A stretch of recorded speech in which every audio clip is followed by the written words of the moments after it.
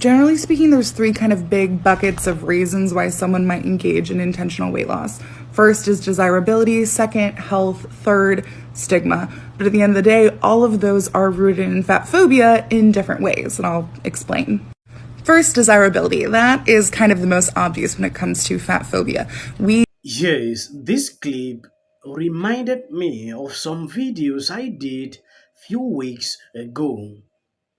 We have seen situations where some even says they should increase the size of plane chairs. One recently sued Qatar Airways simply because they rejected to give her a single seat. She demanded that they should increase the size of the chairs. Why should we continue to encourage this? Before we go into this full video, if you have not subscribed to this channel, please remember to do so, and if possible, why not share this video? God bless you as we dive straight into this clip. Generally speaking, there's three kind of big buckets of reasons why someone might engage in intentional weight loss. First is desirability, second, health, third, stigma. But at the end of the day, all of those are rooted in fat phobia in different ways, and I'll explain. First, desirability. That is kind of the most obvious when it comes to fat phobia. We currently live in a society that uplifts thinness, able-bodiedness, whiteness, cisness, and heterosexuality as the things that are most desirable. And so if you are wanting to lose weight in order to become more desirable, you are upholding a fat phobic beauty standard, as well as, white supremacy and all that jazz. So next is health. What we know is that weight is not a good indicator of someone's health, and also your health is not an indicator of your worth. You can have health and body related goals for yourself that are not about fat phobia and not about weight loss. So let me give you an example. You might decide that you have a goal of hiking a particular mountain in your area. Now, you would be engaging in different types of movement in order to achieve that goal. You may or may not lose weight in doing that. And in fact, there's lots of fat mountaineers and hikers. Third bucket reason is that you might be facing extreme fat phobia and anti-fat bias in your own life, and you have personally mentally hit a wall where you can't deal with it anymore, and so you decide to intentionally lose weight.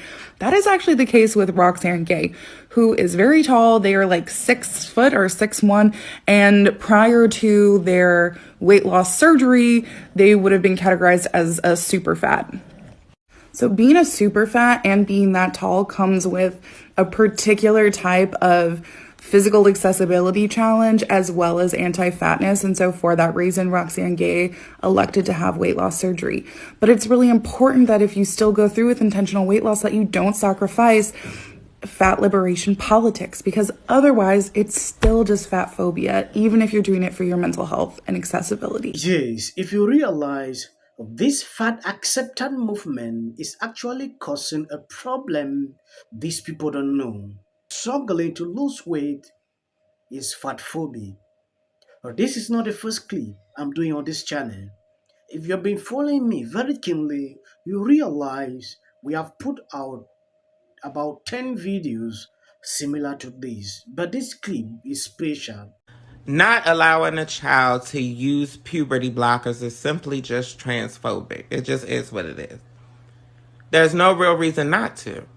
Puberty blockers just allows a child to kind of freeze, allows their look to freeze, to stay in place. It gives them more time, essentially, to decide whether they want to go further with any medical transition. When I say this clip is special, she went further to bring in politics in it. There is a phrase she used, fat liberation activists. I don't know if you have ever heard of this. This is my first time I'm hearing this, and I don't even understand the meaning of this. Fat liberation armies or its activists. So there are people in our society fighting that people should be fat. The society should accept fat people. But I've never seen anywhere where people reject fat people. Instead, we struggle every day to pass out advice like talking about weight loss. That is what I see daily. If you are creating a movement to go around to encourage people about this, then to me, you are insane. I know sometimes I might say some things you don't like. We should disagree in certain point. If you are a fat person, it is not a crime. You should be looking ways, to drop, not instead to fight against or to create a movement to encourage it. Now, this is a problem. I want you to know your thought on the comment sections what you think about this. I did this video yesterday. I don't know if you saw it because I deleted the video at a certain point. I think there's something so unique about the LGBTQ community has become this cult, and it's so captivating, and it pulls people in so strongly, unlike anything we've ever seen. And they brainwash people to join, and they convince them of all of these. It seems like some people don't hit puberty until they get in their 20s. And puberty blockers will essentially allow a gender variant child the opportunity to wait until they get older to go through a puberty. It's no big deal. Puberty blockers don't cause breast development. Puberty blockers don't affect anybody's voice. They'll essentially stay in that childlike look, their own childlike look, for a little longer. Then if you don't let your child go on puberty blockers, then you be embarrassed. Little trans girl sounded like Caitlyn Jenner. Be scared to take the child in public, want to pretend that she's... Got the little trans boy out here clocky.